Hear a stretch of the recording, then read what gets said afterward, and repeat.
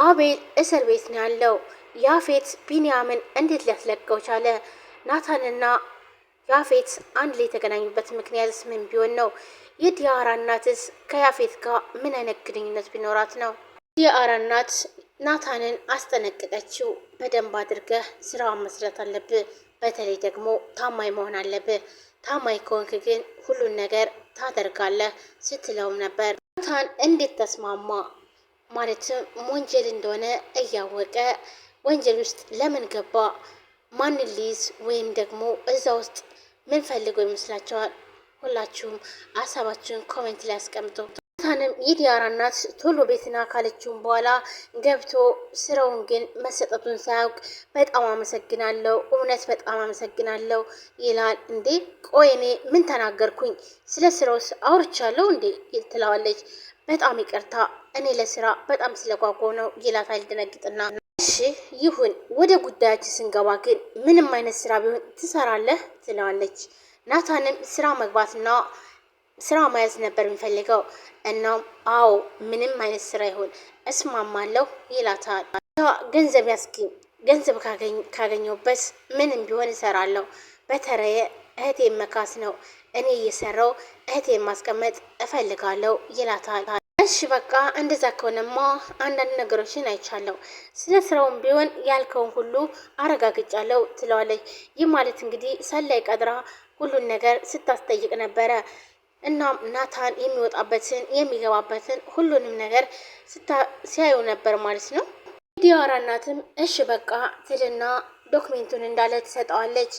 እናም ናታንም የዲያራ እናት እውነት በጣም ነው የማመሰግነው፣ ከምን አይነት ጉድ እንዳወጡኝ እኔ ነኝ የማውቀው፣ በጣም በጣም አመሰግናለሁ እያለ ምስጋናውን በጣም ብዙ ጊዜ መግለጽ ጀመረ።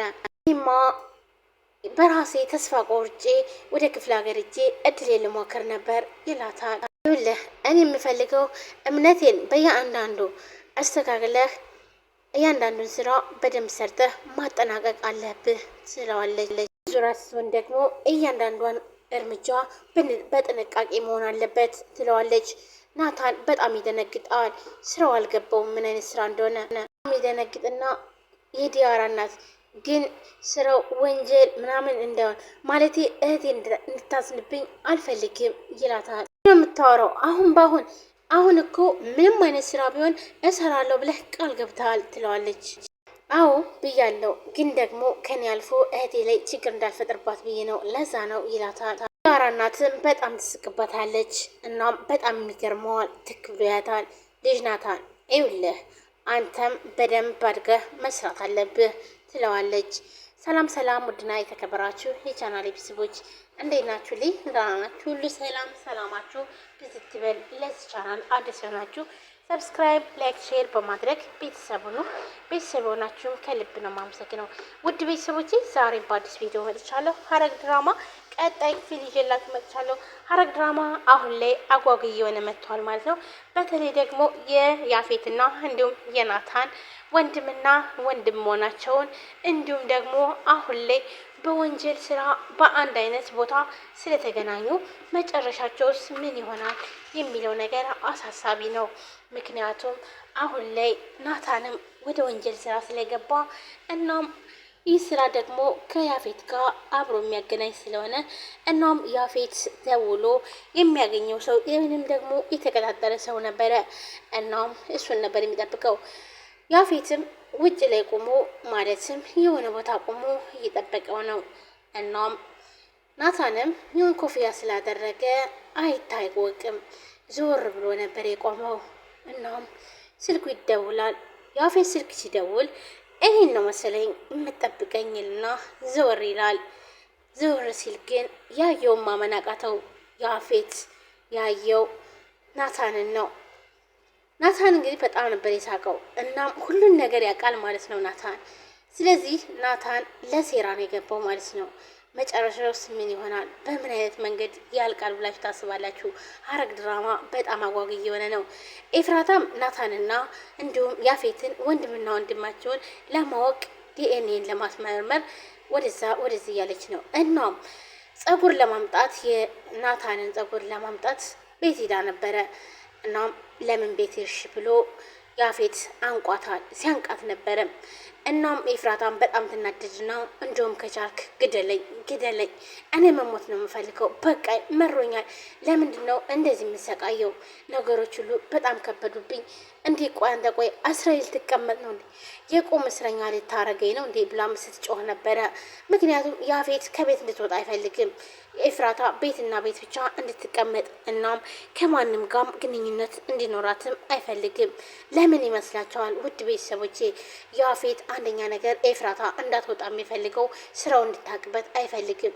ምክንያቱም ከዚህም በፊት ኤፍራታ አብረን ካልሰራን እያለች ስታስቸግረውም ነበር። ነገር ግን ያፌት ደግሞ ይሄን ስራ አብረሻን ስራም ከፈለግሽ የፈለግሽውን ስራ የፈለግሽውን ቢዝነስ እኔ ከፍትልሻለሁ። አንቺም ባሌ ምንድን ነው የሚሰራ ብለሽ የከረሙ ወረቀቶችን ስታቦኝ አቧራ የቦኖብሽ ጉንፋን ከሚይዝሽ እኔ ሚስቴ ምን አይነት ተንኮል አስባ ነው እኔ ጋር የመጣችው ብዬ ከምሳቀቅ ለራሴ ስራ ከፍትልሽ ይሻላል ሲላት ነበር። አሁን ላይ እሱን ነገር ወደኋላ ብላ ግን አሁን መቅደም ያለበት ስላለ ብቻ እናም የያፌትና የናታንን ወንድምና ወንድም ለማወቅ ነበረ። እናም ይህን ደግሞ ለማድረግ ግዴታ ከቤት መውጣት አለባት። ምክንያቱም ሐኪም ቤትም ስትሄድ ሆነ የሆነ ቦታ ስትሄድ መውጣት አለባት። ይህ ደግሞ አይፈልገውም፣ ያፌት እንድትወጣም አይፈልገውም። ቆይ ያፌት ግን ይህን ያክል ለምን ከዲያራ እናት ጋር ምን አይነት ግንኙነት ቢኖራቸው ነው? እንዲሁም ሉሊት አሁንም ቢሆን እንደተኛች ነው፣ አልተሻላትም። እናም ቤዛ ናታንን ቆይ ምንድን ነው እንዴት ነው ዛሬ ደግሞ አለባበስ በጣም ተቀየረ ትለዋለች። ምክንያቱም የለበሰው ልብስ ጥቁር ነው። እናም የሆነ ሽፍን የምትሉበት ነገር ስለሆነ ይህ ማለት ደግሞ ከሆነ ሰው ጋር የሚደበቅ ሰው ነው ያን ልብስ የሚለብሰው። አይ ምንም ያው ታውቂ የለ ቢንያምን እየፈለግኩ አይደል? ለዛ ነው። ኦኬ እሺ እንደዛ ነው።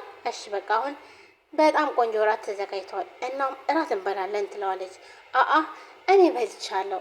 እናም እኔ ልሂድ ብዙ ስልክ ማውራውም አለብኝ ይላል። ምን አንተ ስልክ? ኦኬ እና ታዲያ ቆይ በኋላ አታወራትም እንዴ ትላለች።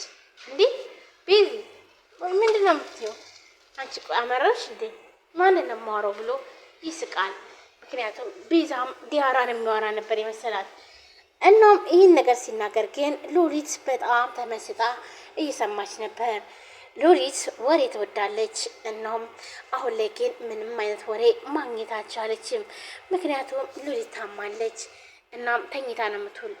እዛ ውስጥ ያሉት ነገሮችን ካልሆነ በስተቀር ወይንም ደግሞ ሰዎች የሚያወሩትን ቤነ ቤዛ እና ጽዮን የሚያወሩትን ካልሆነ ምንም አይነት ወሬ አታገኝም።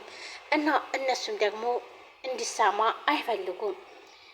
እናም ጥሏት ይሄዳል። እንዲሁም ጽዮንም ከላይ ነች እና ቤዛ ብቻውን ቁጭ አለች። ድብር ብሏታል። አይዞሽ ቤዝዬ አይዞሽ፣ ጥሎሽ ሄዱ አይደል ሁሉም፣ እኔ ያለሁልሽ፣ አይዞሽ ነው ያለሁልሽ ትላታለች። ቤዛም በጣም ትናደድና አንቺ ሴትዮ እስኪ ዝም በይ እስኪ ብላ ትጮባታለች። አሁንም ቢሆን ሉሊት ታማም ትለፈልፋለች። ዳውድም ይደውልላታል። ናውድ ሲደውልላት ቤዛ ፈገግ ትላለች። የኔ ቆንጆ እንዴት ነሽ? መጥቻለሁ፣ በሩን ክፈችልኝ ይላታል። ቤዛም ከላይ ነበረች ጽዮንን እያስተኛች። ጽዮን በጣም ስለሰከረች ቀስ አድርጋ